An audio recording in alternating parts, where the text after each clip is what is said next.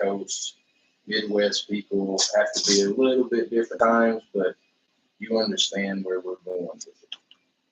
So as we check out the news today, great headline on the article that we covered last week about Corona investing $4 billion cannabis company. So we're going to check out a different story today.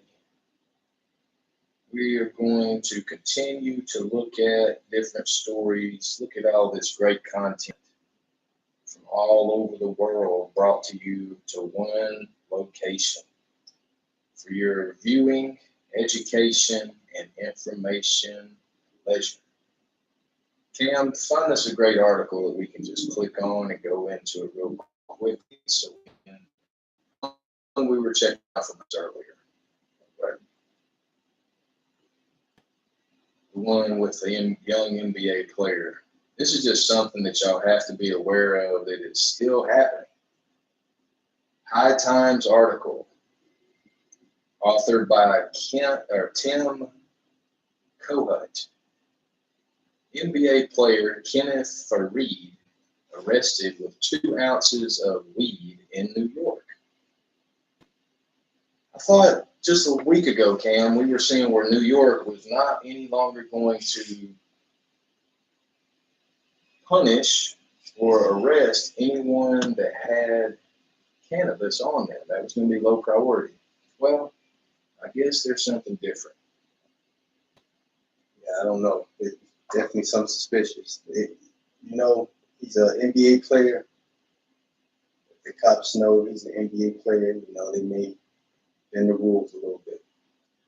Well, as we look into the article, it says one of New York's newest athletes could already be in some scorching hot water, a little less than 2 months after his initial arrival. Kenneth Fareed, who spent his first 7 seasons as a member of the Denver Nuggets before he was traded to the Brooklyn Nets as part of a massive salary dump, was arrested early Sunday morning after getting caught with over 2 ounces of weed. Unfortunately for the NBA powerhouse known as the Manimal, things didn't look at all peachy.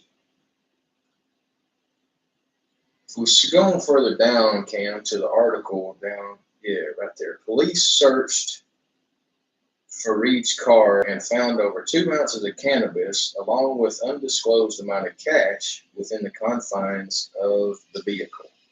He was charged with 4th-degree unlawful possession of marijuana, which is a misdemeanor in New York, and taken to a local police station for processing.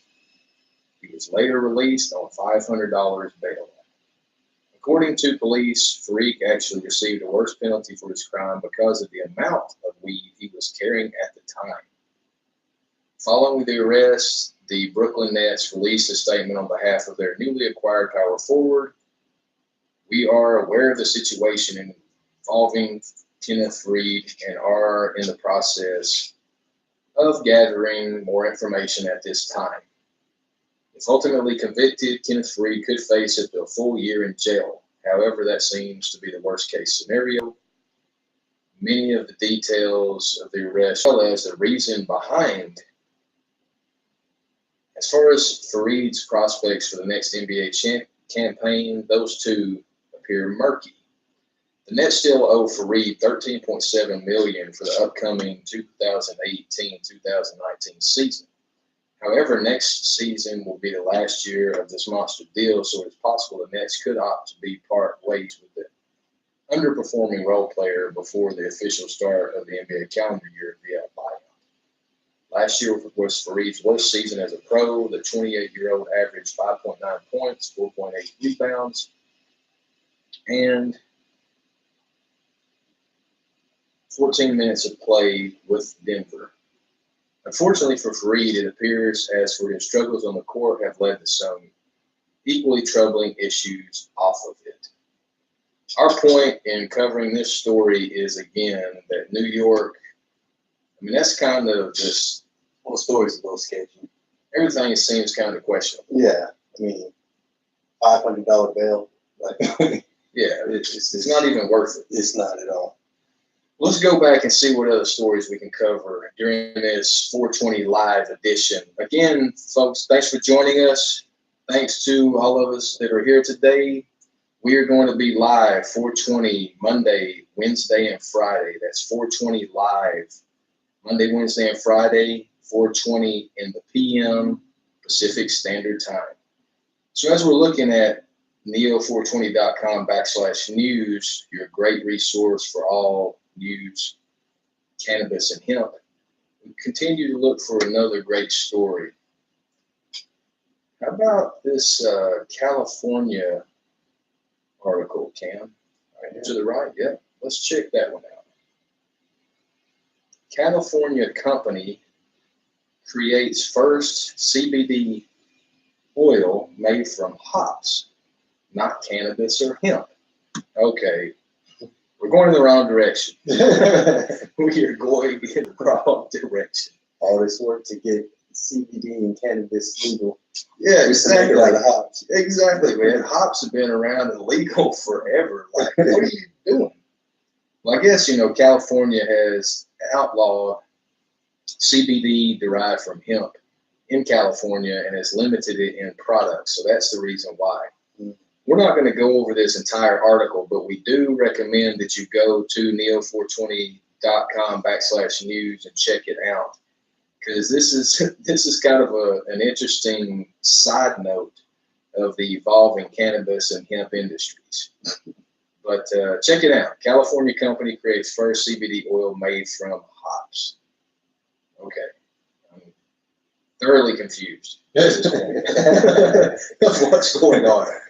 But as we get back into this great archive of news, and we definitely are here at NEO420, we are a preserver of news, and we provide it to you, the audience, all over 30 different sources that we pull from all over the web and bring it to you at one time. That's right, Zach. I see that comment.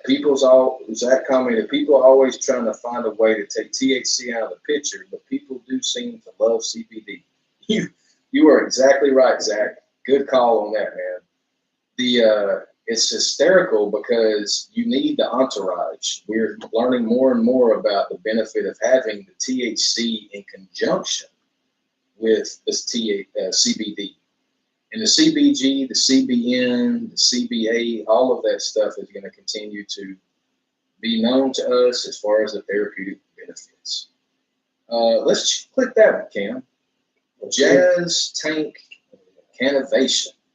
That is super dope. Like Thomas Jefferson University, we have a good friend down in Pennsylvania that is the medical doctor that is actually participating with some of what's going on with Thomas Jefferson. So let's check out this article. Thomas Jefferson University. This article is brought to us by CannabisIndustryJournal.com, authored by Aaron G. Byros. Jefferson University Cannabis Innovation Competition accepting submissions. As we get into reading and reviewing this article, Thomas Jefferson University Lambertini Center for the Study of Medicinal Cannabis and Hemp announced recently it is co-sponsoring the third annual Jazz Tank Challenge Cannovation Edition. Jefferson Innovation's 2018 Jazz Tank Challenge Cannovation Edition is currently accepting submissions of innovative business models for a chance to compete on October 3rd, where finalists will each present their business ideas in a 10-minute pitch. Winning submissions could get one free provisional or utility patent application and business and clinical consulting services. The competition will be accepting submissions through August 20th, 2018. That is a great competition out there that's being developed by Thomas Jefferson University. Again, we will not go over the entire article right now, but I encourage you to go back to neo420.com/news and check out that article, because it is very rich in substance And it gives you an insight of what's happening in the medical cannabis and hemp space, both on a commercial and industrial scale. A lot of things are developing within industrial hemp cultivation. Back to NEO420.com/news. This is our teleprompter. If you are wondering, we are reading the news we bring to you live at NEO420. 420 each Monday, Wednesday, and Friday. Let's cover one more article before we conclude this. Let's go to that Congress finally can tell hemp from pot. Top left with the picture. We're navigating to this article titled Congress Finally Can Tell Hemp from Pot. This is a great article brought to us by theatlantic.com, authored by Olivia Paschal, August 7, 2018. For almost 50 years, hemp has been lumped together with heroin, LSD, and ecstasy. But new legislation could soon make the crop legal for farmers still struggling from the loss of tobacco. I just want to comment just for a minute on that in itself. If you see what this says, reading between the lines, farmers have been reliant on tobacco to make a living.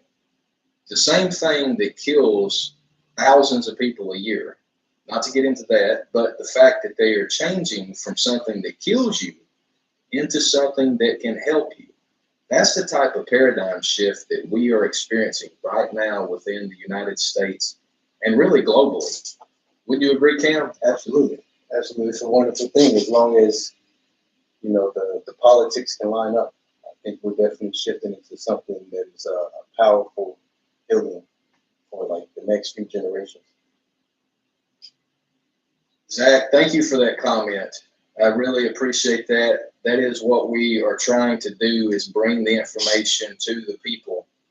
We can provide all these articles, but it is up to each of us to go through those. So we are glad on Monday, Wednesday, and Friday with 420 Live to bring these articles to you. As we go into this article lower, we read, hemp is currently a Schedule I federally controlled substance in the same legal category as LSD, heroin, and ecstasy.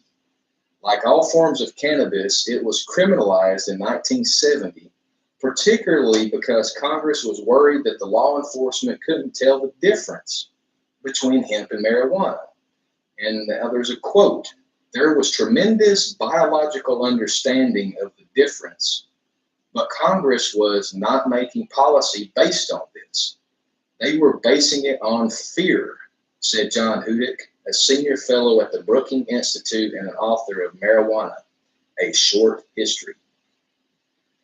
So as we plan down to read further in this article, great coverage. This is a really good article. Now, 4 years after universities and state agricultural departments were allowed to begin growing limited quantities of hemp for research purposes, Congress is expected in September to make the crop legal for Americans to grow for the first time in nearly 50 years. Legislation as part of the 2018 Omnibus Farm Bill would be a major victory for American hemp producers who believe hemp cultivation could become $1 billion plus industry, given hemp's growing use in pharmaceuticals, food, and textiles. The legislation is just the first step in cultivating the American hemp industry, with many challenges ahead for farmers to ensure the viability of what is essentially a brand new crop, establishing a supply chain, creating technologies for large-scale cultivation, and building markets both at home and abroad. These are daunting tasks for a crop whose prospects have been ruined for half a century by its association with marijuana.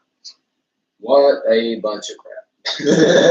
But that's just commentary on it. Continue to read the rest of that article. This is, as you tell, this is a very rich article that we recommend you going to neo420.com/news and checking out this article entitled Congress Finally Can Tell Hemp from Pot. we'll go back, Cam, to the neo420.com/news, we can tell all of these stories that are here. We're covering stories from Canada, from California, from Wyoming, from Oklahoma, from Mexico, from New Mexico, from all over the world. So continue to stay tuned, friends. Thank you for tuning in for this 420 live presentation by NEO420.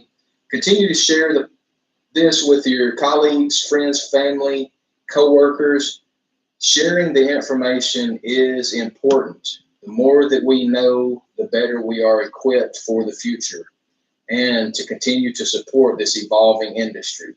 If you have any desire in supporting what we're doing at NEO420, check out our shop, check out our products, check out all of the different things that you can see. If you go up, Cam, and show them where they can click that shop page up top on the toolbar, tool menu, right there at the shop.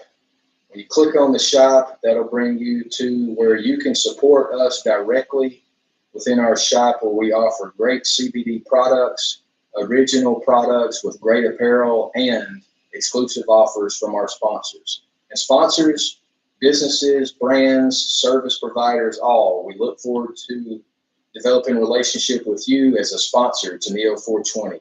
Until next time, friends, spread the word about what NEO420 is doing, and as always, stay medicated.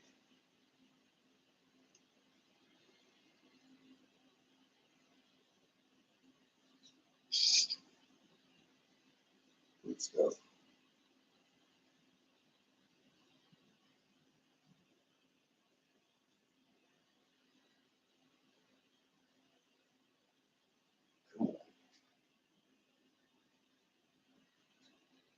This thing gets feel how hot that is. I don't mind this one too. It's wild. Yeah.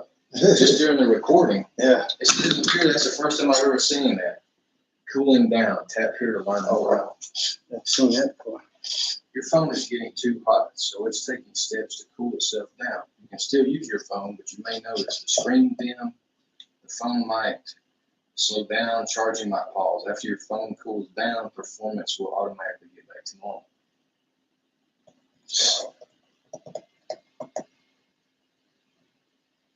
it's the NSA doing it to us.